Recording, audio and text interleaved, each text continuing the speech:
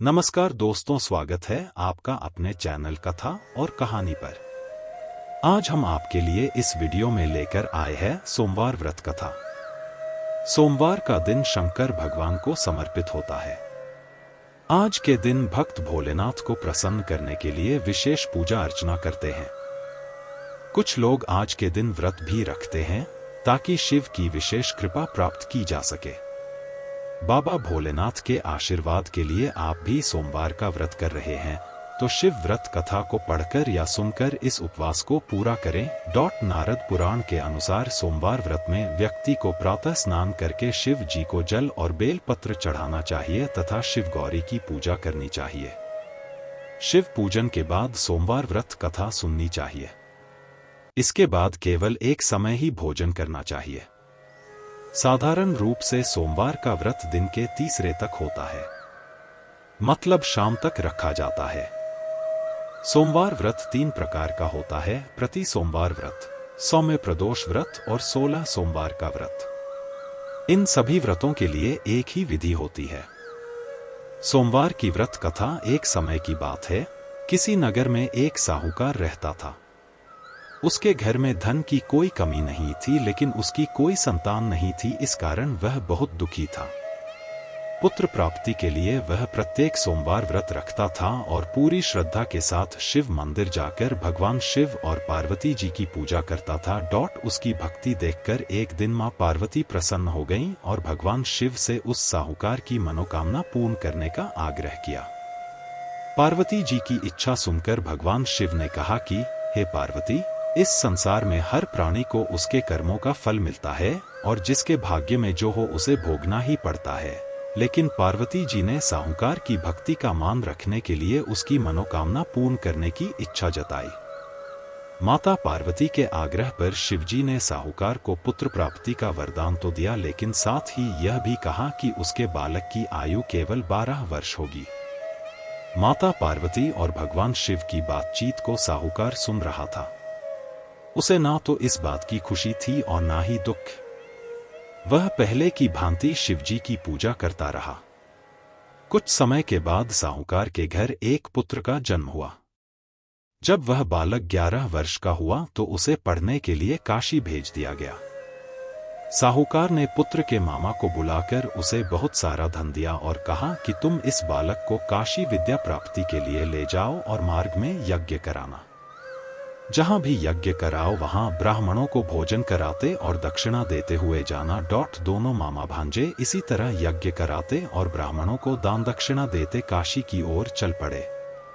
रात में एक नगर पड़ा जहां नगर के राजा की कन्या का विवाह था, लेकिन जिस राजकुमार से उसका विवाह होने वाला था वह एक आंख से काना था। राजकुमार के पिता ने अपने पुत्र के काना होने की बात को छुपाने के लिए एक चाल सोची। साहूकार के पुत्र को देखकर उसके मन में एक विचार आया। उसने सोचा, क्यों न इस लड़के को दूल्हा बनाकर राजकुमारी से विवाह करा दूं। विवाह के बाद इसको धन देकर विदा कर दूंगा और राजकुमारी को अपने नगर ले जाऊंगा। लड़के को दूल्हे के वस्त्र पहनाकर राजकुमारी से विवाह कर दिया गया। लेकिन साहूकार का पुत्र ईमानदार था। उसे यह बात न्याय संगत नहीं लगी। उसने अवसर पाकर राजकुमारी की चुन्नी के पल्ले पर लिखा कि तुम्हारा विवाह तो मेरे साथ हुआ है, लेकिन जिस राजकुमार के संग तुम्हें भेजा जाएगा वह एक आंख से काना है। मैं तो काशी पढ़ने जा रहा हूं। जब राजकुमारी ने चुन्नी पर लिखी बातें पढ़ी तो उसने अपने माता पिता को यह बात बताई। राजा ने अपनी पुत्री को विदा नहीं किया, जिससे बारात वापस चली गई। दूसरी ओर साहूकार का लड़का और उसका मामा काशी पहुंचे और वहां जाकर उन्होंने यज्ञ किया। जिस दिन लड़के की आयु 12 साल की हुई उसी दिन यज्ञ रखा गया। लड़के ने अपने मामा से कहा कि मेरी तबीयत कुछ ठीक नहीं है। मामा ने कहा कि तुम अंदर जाकर सो जाओ। शिवजी के वरदानुसार कुछ ही देर में उस बालक के प्राण निकल गए। मृत भांजे को देख उसके मामा ने विलाप शुरू किया। संयोगवश उसी समय शिवजी और माता पार्वती उधर से जा रहे थे। पार्वती ने भगवान से कहा, स्वामी, मुझे इसके रोने के स्वर सहन नहीं हो रहा। आप इस व्यक्ति के कष्ट को अवश्य दूर करें। जब शिवजी मृत बालक के समीप गए तो वह बोले कि यह उसी साहूकार का पुत्र है जिसे मैंने 12 वर्ष की आयु का वरदान दिया। अब इसकी आयु पूरी हो चुकी है। लेकिन मातृभाव से विभोर माता पार्वती ने कहा कि हे महादेव, आप इस बालक को और आयु देने की कृपा करें, अन्यथा इसके वियोग में इसके माता पिता भी तड़प तड़प कर मर जाएंगे। माता पार्वती के आग्रह पर भगवान शिव ने उस लड़के को जीवित होने का वरदान दिया। शिवजी की कृपा से वह लड़का जीवित हो गया। शिक्षा समाप्त करके लड़का मामा के साथ अपने नगर की ओर चल दिया। दोनों चलते हुए उसी नगर में पहुंचे जहां उसका विवाह हुआ था। उस नगर में भी उन्होंने यज्ञ का आयोजन किया। उस लड़के के ससुर ने उसे पहचान लिया और महल में ले जाकर उसकी खातिरदारी की और अपनी पुत्री को विदा किया। इधर साहूकार और उसकी पत्नी भूखे प्यासे रहकर बेटे की प्रतीक्षा कर रहे थे। उन्होंने प्रण कर रखा था कि यदि उन्हें अपने बेटे की मृत्यु का समाचार मिला तो वह भी प्राण त्याग देंगे, परंतु अपने बेटे के जीवित होने का समाचार पाकर वह बेहद प्रसन्न हुए। उसी रात भगवान शिव ने व्यापारी के स्वप्न में आकर कहा, हे श्रेष्ठी, मैंने तेरे सोमवार के व्रत करने और व्रत कथा सुनने से प्रसन्न होकर तेरे पुत्र को लंबी आयु प्रदान की है।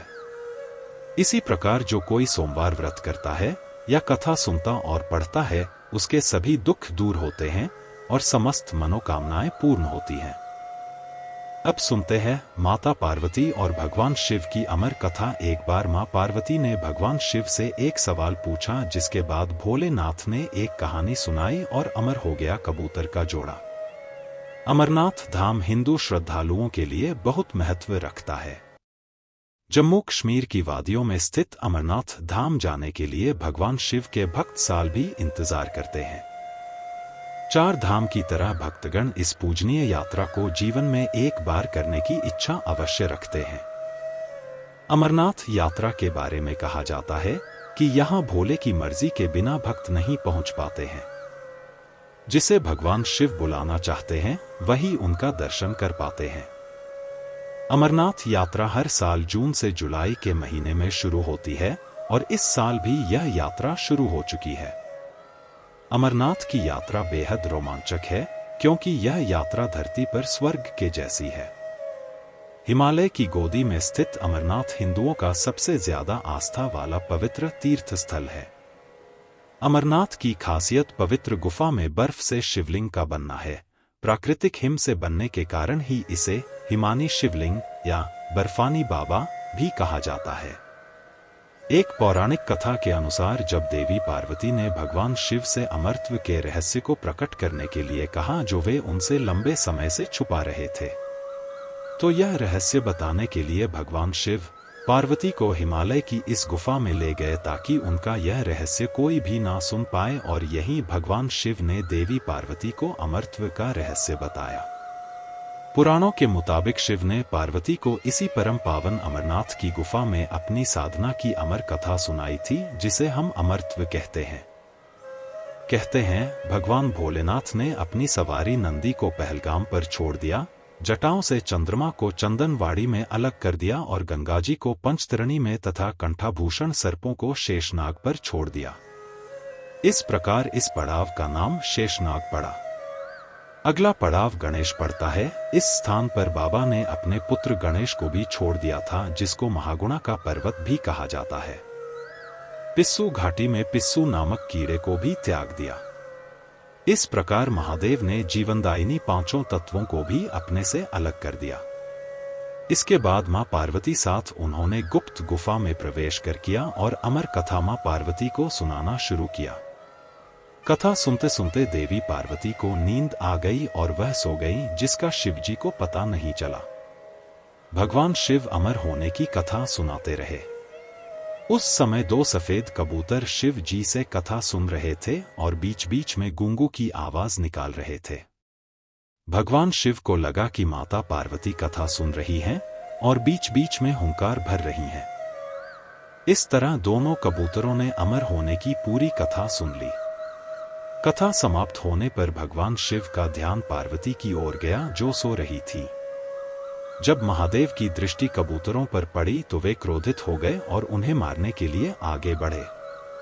इस पर कबूतरों ने भगवान शिव से कहा कि हे प्रभु, हमने आपसे अमर होने की कथा सुनी है, यदि आप हमें मार देंगे तो अमर होने की यह कथा झूठी हो जाएगी।